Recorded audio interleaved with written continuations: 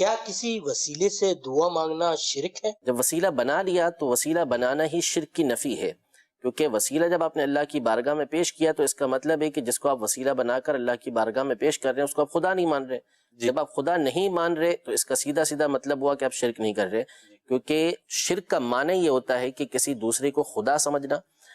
یا اللہ تبارک و تعالیٰ کی مثل سمجھنا کہ وہ اللہ تبارک و تعالیٰ کی طرح ہے،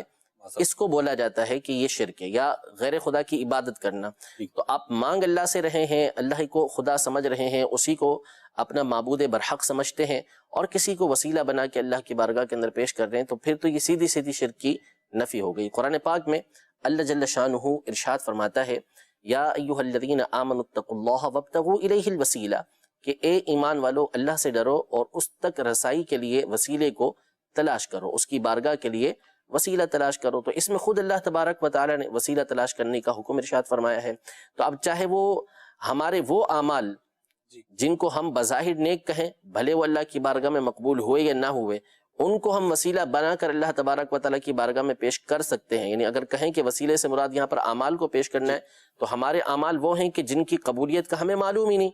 لیکن اس کے باوجود ہم اس کو اللہ تبارک و تعالیٰ کی بارگاہ میں جب وسیلہ بنا کے پیش کر سکتے ہیں، تو پھر وہ ذات اقدس کہ جس کا مقبول ہونا اللہ کی بارگاہ میں یقینی ہے، یعنی نبی کریم صلی اللہ تعالیٰ علیہ وآلہ وسلم کی ذات گرامی، تو ان کو یقیناً اللہ تبارک و تعالیٰ کی بارگاہ میں وسیلہ بنا کے پیش کیا جا سکتا ہے۔ حضرت سیدنا عمر رضی اللہ تعالیٰ عنہ کی حدیث صحیحہ کے اندر موجود ہے کہ انہوں نے اللہ تبارک و تعالیٰ کی بارگاہ میں عرض کی کہ اللہ عز و جل، ہم اپنے نبی کے ذریعے تجھ سے بارش طلب کیا کرتے تھے، اب ان کے چچا یعنی حضرت عباس رضی اللہ تعالیٰ عنہ کو وسیلہ بنا کر تیری بارگاہ میں پیش کرتے ہیں، اور پھر بارش کو طلب کیا جاتا تھا۔ تو یہ قرنن بعد قرنن ہمیشہ سے یہ سلسلہ چلتا ہوا آ رہا ہے کہ علماء، اولیاء، صلحاء،